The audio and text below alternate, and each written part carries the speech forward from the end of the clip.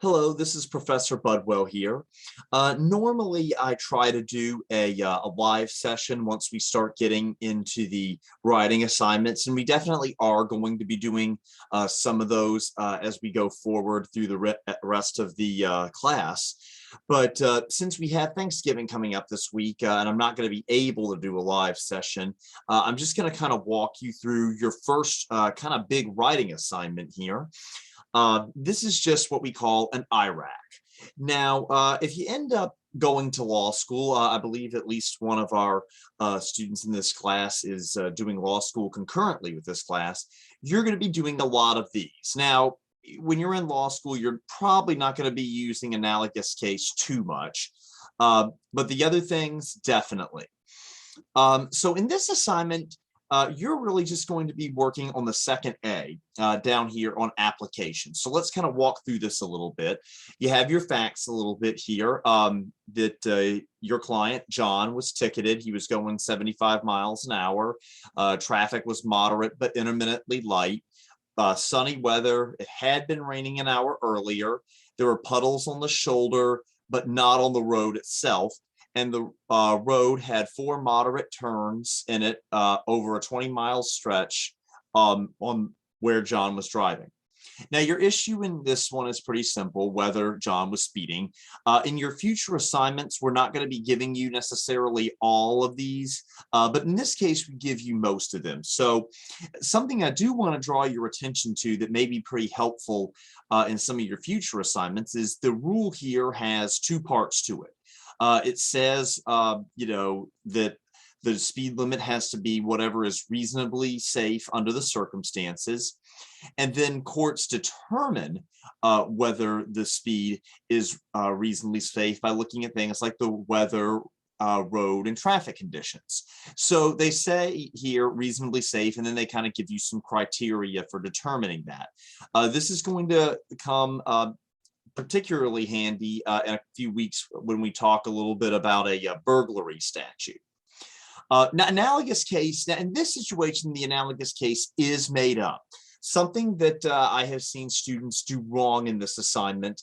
I appreciate their effort in it, but they go and find a similar case. And then they find out that, oh, well, wait a minute, what's going on here? I can't find one.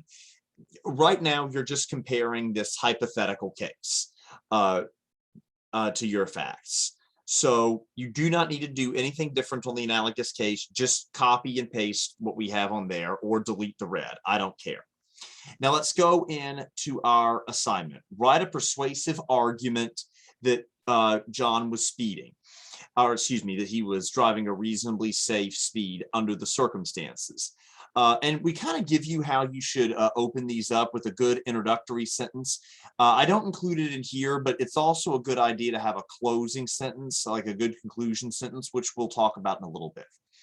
Now, it's kind of at this point in the assignment where I like to get a little bit pop culture-ish. I'm a very big fan of Hamilton. I really enjoyed the performance. My favorite song in there is Non-Stop.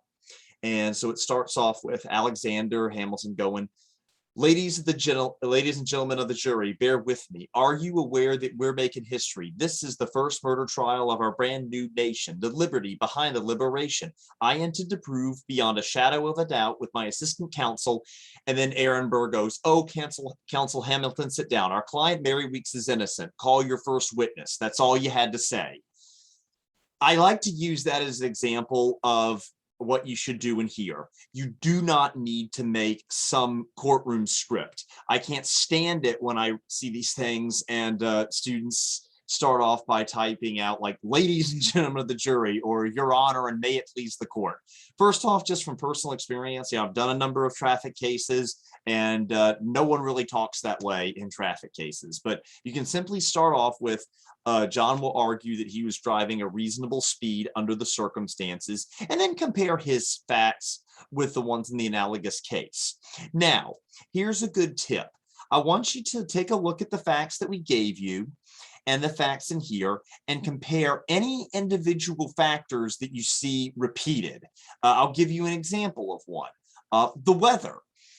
is a factor that's mentioned in both the facts for John's case and the facts for the analogous case.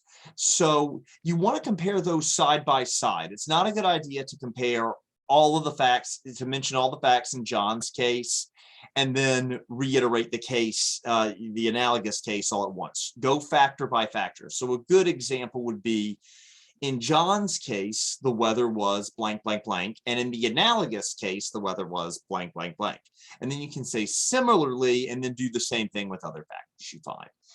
And and then you want to do a little bit of a conclusion sentence, which can simply be, therefore, the court should find that John was not speeding under the circumstances. And then we're going to be a little competitive in our conclusion section when we'll just say, the court should find that his speed was reasonable under the circumstances because, and then just reiterate some of the facts from John's case. Now, this is not a place where you want to bring in the analogous case. We've already done that. Just reiterate some of the factors in John's case that show that he was driving a reasonable speed under the circumstances. So yeah, and that last conclusion section should not be more than a few sentences long. So I hope that you all have a very, very happy and safe Thanksgiving, and God bless all of you.